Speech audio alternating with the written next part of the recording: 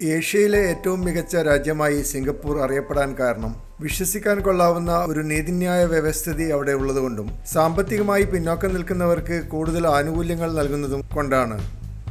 Dubai പോലെയുള്ള നഗരങ്ങൾ കോടീശ്വരന്മാർക്ക് മാത്രം സുഖപ്രദമായി ജീവിക്കുവാനുള്ള സൗകര്യങ്ങൾ ഏർപ്പാടാക്കുകയും സാധാരണക്കാരെ ചേരി പ്രദേശങ്ങളിലേക്ക് പിന്തള്ളുകയും ചെയ്യുന്ന ഒരു വ്യവസ്ഥിതിയാണ് നടപ്പിലാക്കിയിട്ടുള്ളത്.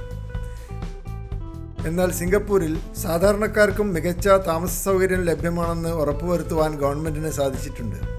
കൗൺസിൽ വീടുകൾ ഉയർന്ന വാടക കൊടുക്കാൻ കഴിവില്ലാത്ത ആളുകളെ സഹായിക്കുന്നു. സിംഗപ്പൂരിലെ 75% നിവാസികളും 3 ബെഡ്റൂമും ഹാളുമുള്ള വീടുകളിലാണ് താമസിക്കുന്നത്.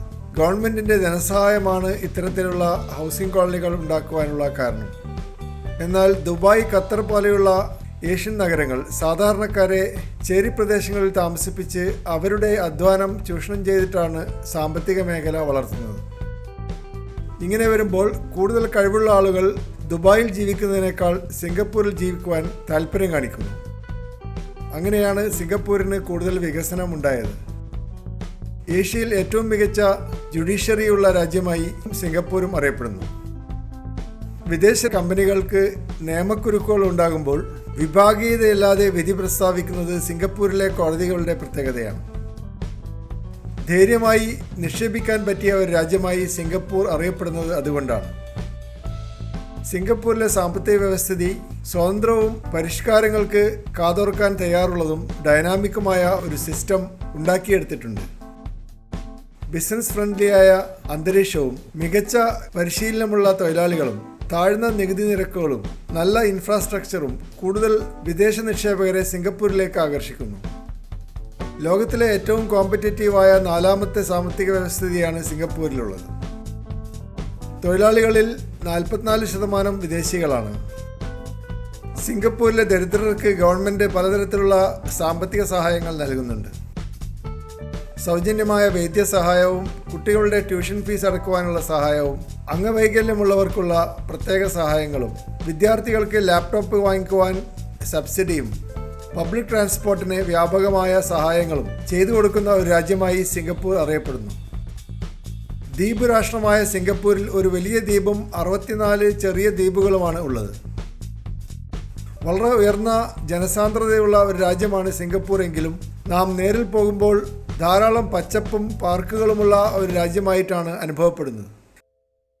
വിദഗ്ധമായ അർബൻ പ്ലാനിംഗ് കൊണ്ടാണ് സിംഗപ്പൂരിന് രാജ്യത്തിൻ്റെ വലിയൊരു ഭാഗം ഗ്രീനറിക്ക് വേണ്ടി നീക്കിവെക്കുവാൻ സാധിച്ചത്.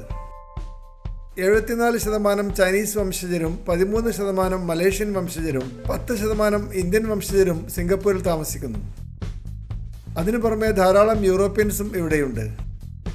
4 ഔദ്യോഗിക ഭാഷകൾ സിംഗപ്പൂർ അംഗീകരിച്ചിട്ടുണ്ട്. ഇംഗ്ലീഷ് ഭാഷയും മലയ് ഭാഷയും ചൈനീസ് ഭാഷയും തമിഴ് ഭാഷയുമാണ് സിംഗപ്പൂരിലെ ഒഫീഷ്യൽ ലാംഗ്വേജുകൾ. എങ്കിലും എല്ലാവരും ഇംഗ്ലീഷ് സംസാരിക്കുന്നത് കൊണ്ട് കമ്മ്യൂണിക്കേഷൻ ഗ്യാപ്പ് ഉണ്ടാകുന്നില്ല. മൾട്ടി പാർട്ടി ഡെമോക്രസിയാണ് സിംഗപ്പൂരിൽ ഫോളോ ചെയ്യുന്നത്. സ്വതന്ത്രമായ ഇലക്ഷനുകളും ഇവിടെയുണ്ട്. ചെറിയ രാജ്യമാണെങ്കിലും 3000 കിലോമീറ്റർ റോഡുകളും മികച്ച ഒരു പബ്ലിക് ട്രാൻസ്പോർട്ട് നെറ്റ്വർക്കും ഇവിടെയുണ്ട്. ലോകത്തിൽ ആദ്യമായി കൺജഷൻ പ്രൈസിംഗ് സിസ്റ്റം നടപ്പിലാക്കിയത് സിംഗപ്പൂരാണ്. നഗരത്തിൻ്റെ മധ്യത്തിലേക്ക് പ്രവേശിക്കുന്ന വാഹനങ്ങൾക്ക് പ്രത്യേകമായ ഫീസ് ഈടാക്കി ഗതാഗതക്കുരുക്ക് നിയന്ത്രിക്കുന്നതാണ് കൺജഷൻ പ്രൈസിംഗ് സ്കീം. ഇപ്പോൾ ലണ്ടൻ പോലെയുള്ള നഗരങ്ങൾ ഇത് കോപ്പിയടിച്ചിട്ടുണ്ട്. വാഹനപ്പെരുപ്പം ഒഴിവാക്കാൻ വേണ്ടി പുതിയ കാറുകൾ വാങ്ങുന്നത് നിരുത്സാഹപ്പെടുത്തുന്ന ഒരു നയം സിംഗപ്പൂരിനുണ്ട്. ഉയർന്ന നികുതി ചുമത്തി സാധാരണക്കാർ കാറുകൾ വാങ്ങുന്നത് നിരുത്സാഹപ്പെടുത്തുകയും അവരെ പബ്ലിക് ട്രാൻസ്പോർട്ട് ഉപയോഗിക്കുവാൻ പ്രോത്സാഹിപ്പിക്കുകയും ചെയ്യുന്ന ഒരു നയം സിംഗപ്പൂർ നടപ്പാക്കിയിട്ടുണ്ട്. ധാരാളം തീവണ്ടികളും മെട്രോ സംവിധാനവും ബസ്സുകളും ടാക്സികളും ഉള്ളതുകൊണ്ട് സ്വന്തമായി ഒരു കാർ വാങ്ങിക്കേണ്ട ആവശ്യം സിംഗപ്പൂരിലില്ല. ടൂറിസം മേഖലയ്ക്ക് വമ്പിച്ച വളർച്ച ഉണ്ടാക്കിയെടുക്കുവാൻ സിംഗപ്പൂരിന് സാധിച്ചിട്ടുണ്ട്. ഒരു വർഷം 2 കോടി ടൂറിസ്റ്റുകൾ സിംഗപ്പൂർ കാണാൻ വരുന്നു.